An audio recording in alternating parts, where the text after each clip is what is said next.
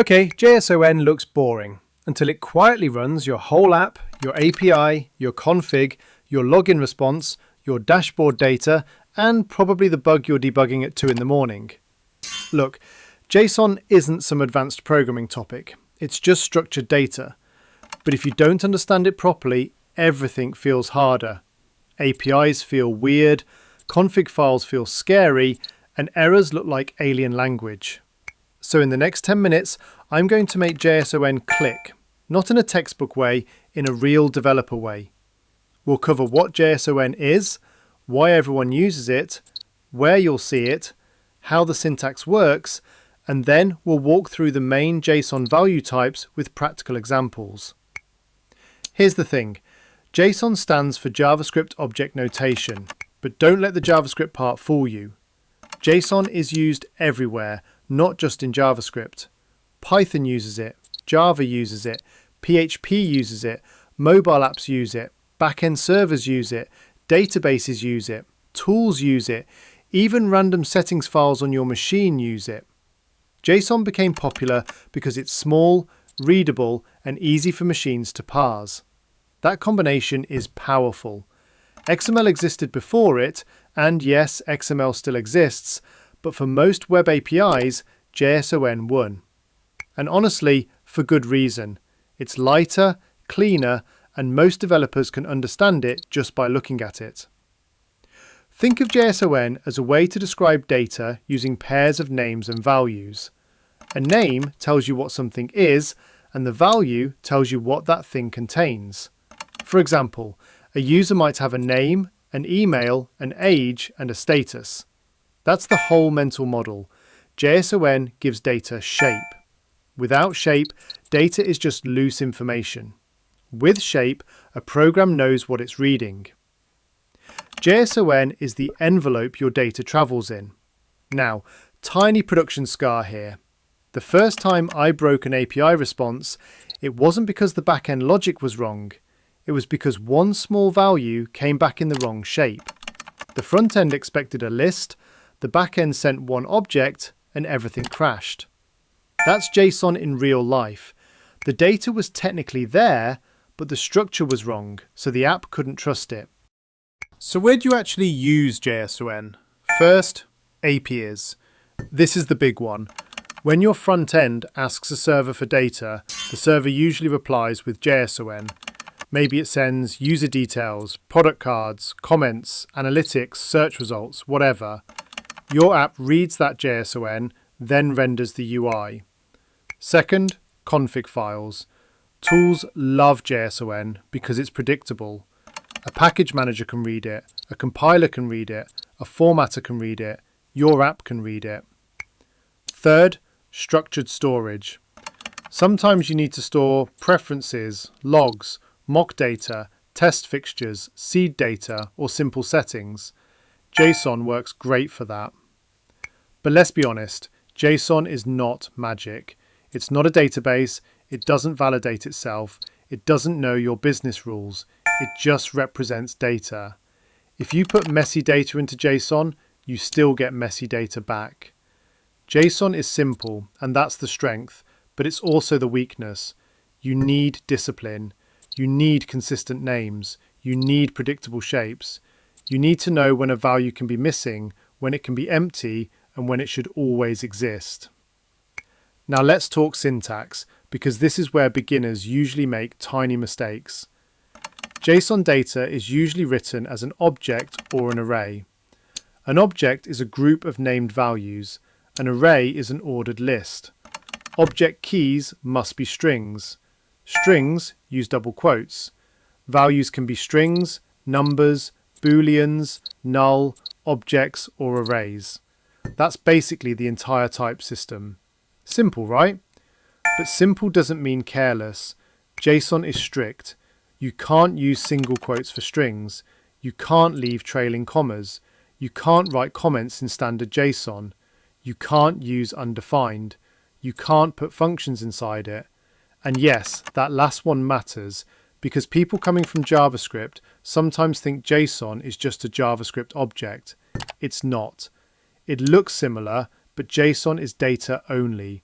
No methods, no logic, no behavior, just values. Quick aside, if you've ever pasted JSON somewhere and got an error, it was probably one of three things: a missing quote, an extra comma, or one bracket that didn't close. That's not you being bad at programming, that's just JSON being extremely picky. Let's walk through the value types like you'd actually use them. A string is text. Names, emails, titles, IDs, labels, image URLs, button text, all of that is usually a string. A number is numeric data. Prices, counts, ages, ratings, positions, totals, and limits.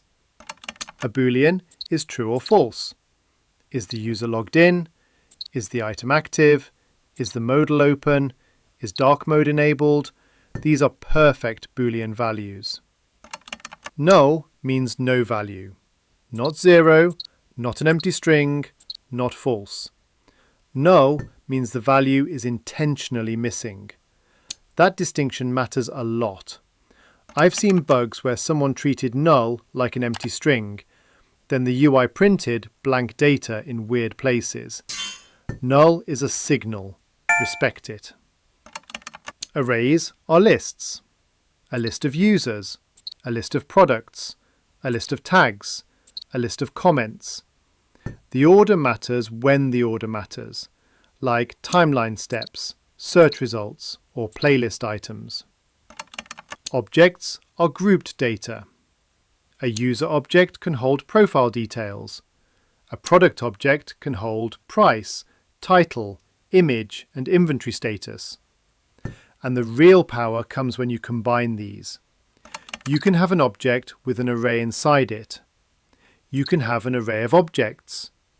You can have objects nested inside objects. That's how real API data usually looks. Now, should you nest everything deeply?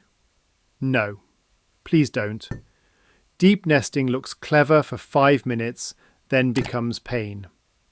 If your data takes 10 clicks to reach, somebody is going to hate you, and that somebody might be future you. Keep John readable. Keep related data together, but don't turn it into a maze. A good JSON shape feels obvious. A bad one makes every developer ask, wait, where is the actual value? The shape matters more than the syntax. Here's a practical example without reading code at you. Imagine a course platform. You might have a course title, a teacher name, a price, a published status, and a list of lessons. Each lesson has a title, duration, free preview status, and maybe a resource link. That's John doing its job. It describes the data cleanly so the front end can build cards, lesson lists, progress bars, and buttons from it. Now let's talk about JSON in APIs, because this is where it becomes real. When you request data from a server, the server sends JSON back. Your app parses it, then uses it.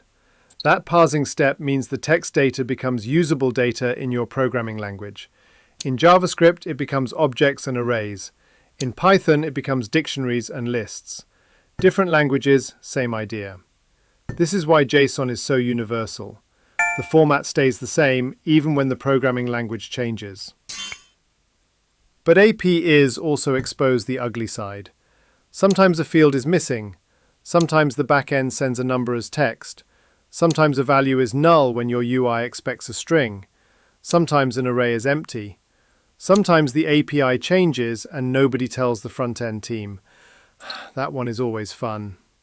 So when you work with JSON from an API, don't just ask, what does the happy path look like? Ask, what happens when this value is missing? What happens when the list is empty? What happens when the user has no avatar? What happens when the price is 0? That's where production bugs live. Another important idea is valid JSON versus useful JSON. Valid JSON just means the format is correct. Useful JSON means the structure actually helps the app. A perfectly valid response can still be terrible. Maybe the names are confusing. Maybe the nesting is excessive. Maybe similar fields use different naming styles. One object says username, another says full name, another says display name. Technically valid, practically annoying. Consistency is the difference between JSON that helps you and JSON that slowly ruins your day. Naming matters too. Use clear names. Don't be vague. A key called data tells me almost nothing. A key called users, products, lessons, or settings tells me what I'm looking at. And please, don't mix random naming conventions unless you have a reason. Pick one style and stick to it. Your future API consumers will thank you. Let's also clear up one common confusion. JSON is not the same thing as a JavaScript object. A JavaScript object can contain functions, undefined values, symbols, and other JavaScript-specific things. JSON can't. JSON is a text format. It travels as text, then gets parsed. That's why it works between different systems. A Java backend can send JSON, a React frontend can read it, a mobile app can read it, and a Python script can read it too. Nobody needs to share the same programming language, they just need to agree on the data shape. And this is why JSON is one of the easiest high-value concepts in programming. You learn it once, then you see it everywhere. Open an API response, there it is. Open a config file, there it is. Inspect network requests in the browser, there it is. Build a mock data file, there it is. Connect front-end to back-end, there it is again. If you're learning programming, JSON gives you leverage fast. It helps you understand how apps talk, how tools store settings, and how real projects move information around. But don't stop at memorizing syntax. Learn to read structure. Learn to spot patterns. Learn to ask why the data is shaped that way. That's the difference between someone who copies examples and someone who actually understands the system. So here's the recap. JSON is a data format. It uses named values, arrays, and simple value types. It's strict, readable, lightweight, and used almost everywhere. It's great for APIs, config files, mock data, and structured information. It doesn't contain logic. It doesn't validate business rules. It just represents data. And the biggest lesson is this. Good JSON is not just valid, it's predictable. Predictable data makes reliable software. That's the real win. Once JSON clicks, APIs stop feeling mysterious, config files stop looking scary, and data starts feeling like something you can control. And honestly, that's when programming gets a lot more fun.